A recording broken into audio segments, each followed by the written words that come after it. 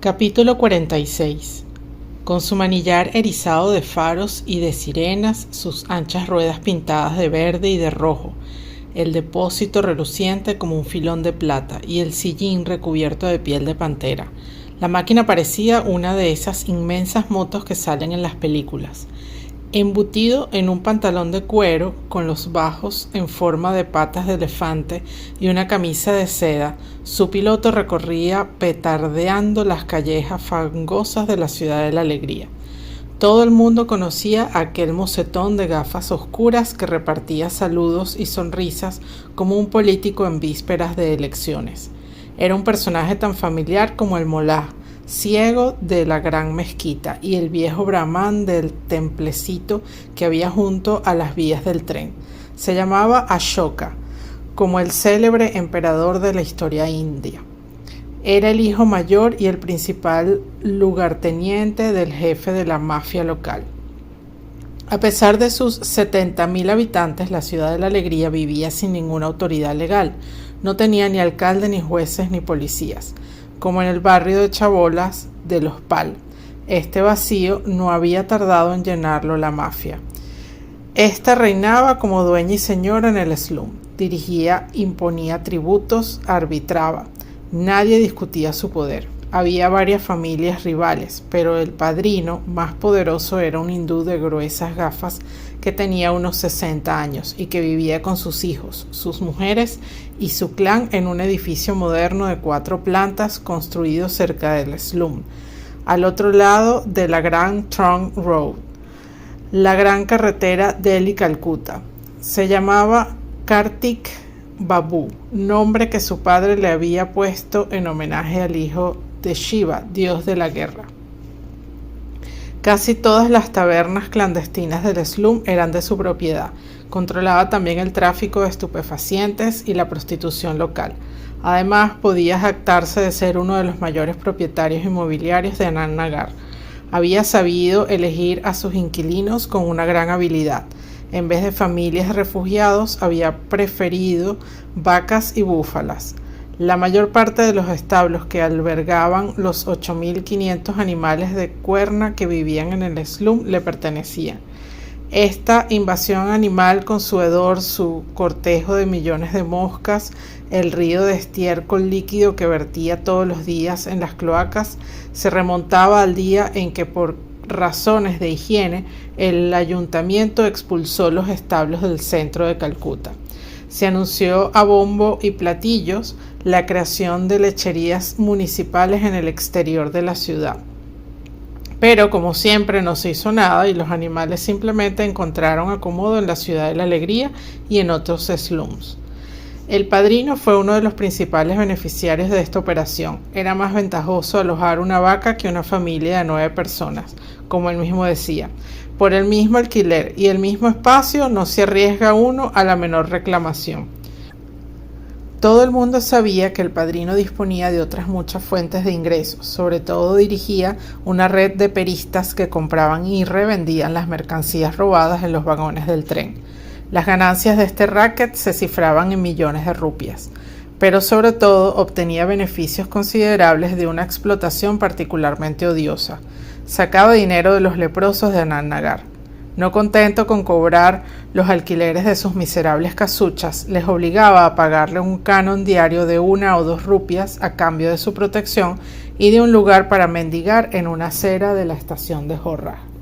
El padrino había necesitado importantes apoyos políticos para poder entregarse impunemente a tales exacciones. Corría el rumor de que alimentaba generosamente las cajas del partido en el poder, del que era el agente electoral más activo. Las papeletas de voto de la ciudad de la alegría, incluso sujetadas por muñones, formaban parte de sus tráficos. Curiosamente, los habitantes se adaptaban bastante bien a ese estado de cosas, e incluso, como en el slum no existía ninguna otra autoridad indiscutida, recorrían a menudo a la del padrino. Este se dedicaba entonces a enderezar entuertos a la manera de Robin de los Bosques. Desde luego, casi nunca intervenía personalmente. Delegaba en su hijo mayor Ashoka o en otros miembros de su clan. Pero era él quien movía los hilos. y nunca le faltaban recursos para establecer su autoridad. Mandaba a sus hombres para que provocasen un incidente en algún lugar, por ejemplo, en una de sus tabernas. Luego se presentaba allí Ashoka, o en los casos muy delicados acudía él en persona para restablecer la paz y el orden y demostrar a todos lo bueno e influyente que era. Y cuando Ashoka u otro de sus hijos habían abusado de una muchacha del slum, se mostraba tan generoso con los padres que se apresuraban a echar tierra al asunto. En resumen, era un verdadero señor. Cierta mañana la presencia de la moto del hijo del padrino ante la puerta de Paul Lambert causó sensación en Fakir Bagan Lane. Enseguida circularon rumores. El padrino busca camorra al gran hermano Paul. El padrino quiere expulsar al Father. A simple vista, semejante inquietud parecía justificada. Después de haberse prosternado ante el sacerdote con el mismo respeto que si estuviera delante de la diosa Kali, el mensajero del jefe de la mafia se dirigió a él en estos términos: Father, mi padre me ha pedido que le invite. ¿Invitarme?, se sorprendió el cura. Sí, quisiera discutir con usted un pequeño asunto. Oh, algo completamente insignificante. Lambert sabía que nada era insignificante para el padrino de la mafia. Le pareció inútil andarse con más rodeos. Está bien, dijo, le acompaño. Ashoka agitó el aire con sus gruesas manos peludas. Bueno, no tan aprisa. Mi padre no recibe a cualquier hora. Le espera mañana a las 10. Vendré a buscarle. Cruzar la ciudad de la alegría sentado sobre el gran cubo petardeante del príncipe heredero, haciendo sonar todas las sirenas, fue una experiencia que a Paul Lambert le pareció más bien cómica. Pensaba en la cara que pondría el párroco de Jorrás si le viese, como para que se trague el hisopo y me excomulgue. No sé cómo los emperadores hindúes y mongoles recibían a sus súbditos, contará más tarde, pero será difícil de olvidar la manera principesca como me recibió el padrino de Anand Nagar. Su vivienda era un verdadero palacio. Ante la puerta había estacionados 3 automóviles Ambassador, con antenas de radio y cortinillas protectoras en los cristales de las ventanillas, así como varias motos como las de los policías que escoltan a los ministros y a los jefes de Estado. El vestíbulo de la planta baja daba a una gran sala tapizada de una moqueta oriental y de cómodos almohadones.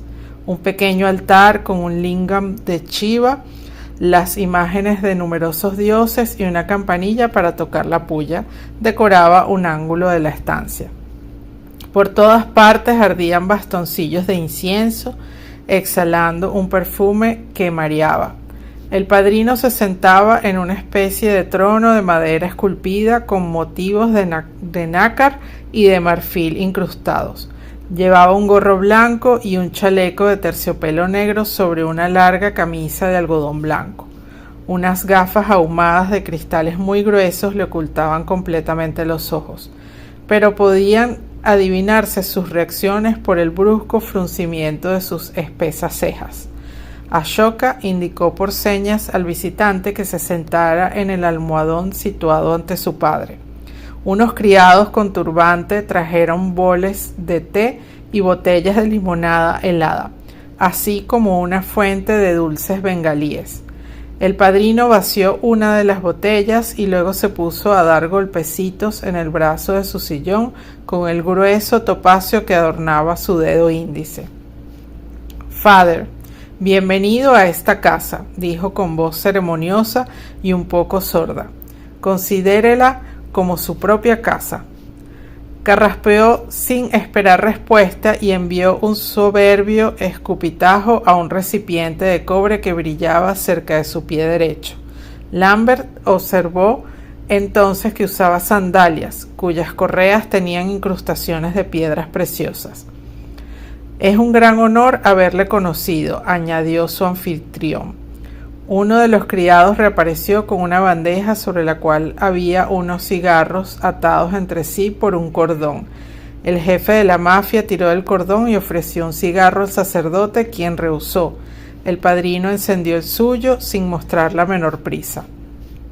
Usted debe ser una persona muy particular, declaró soltando una bocanada de humo, porque me han dicho que ha presentado una solicitud para obtener, casi no puedo creerlo, para obtener la nacionalidad india. Evidentemente está usted bien informado, confirmó Lambert. El padrino emitió una risa contenida y se arrellanó en su sillón. Reconocerá que puede parecer más bien sorprendente que un extranjero tenga la tentación de renunciar a ser un privilegiado de la fortuna para convertirse en un pobre indio de slum. Es probable que usted y yo no tengamos la misma concepción de la riqueza.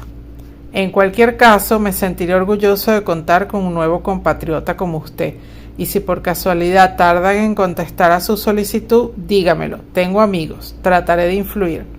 Se lo agradezco, pero yo pongo toda mi confianza en el Señor. El padrino pareció sorprenderse al ver que alguien rechazaba su ayuda y pasó a otra cuestión. Father, dijo después de un silencio, he oído rumores extraños. Parece que tiene usted la intención de fundar una leprosería en el slum. ¿Es cierto eso? Oh, leprosería es mucho decir. Se trata más bien de un dispensario para tratar los casos más graves. He pedido a la Madre Teresa la asistencia de 2 o 3 de sus hermanas. El padrino midió severamente al cura con su mirada. Debería usted saber que nadie puede ocuparse de los leprosos de este slum sin mi autorización. Pues entonces, ¿qué espera usted para socorrerles? Su ayuda será muy bien recibida. Las cejas del padrino se movieron frenéticamente por encima de sus gruesas gafas. Desde hace 12 años los leprosos de la Ciudad de la Alegría están bajo mi alta protección, y es lo mejor que podía ocurrirles, gruñó. De no ser por mí, hace ya mucho tiempo que los habitantes del barrio les hubiesen echado.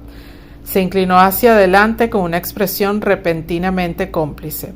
Mi querido Father, ¿no se ha preguntado usted cómo van a reaccionar los vecinos de su dispensario cuando vean llegar a los leprosos?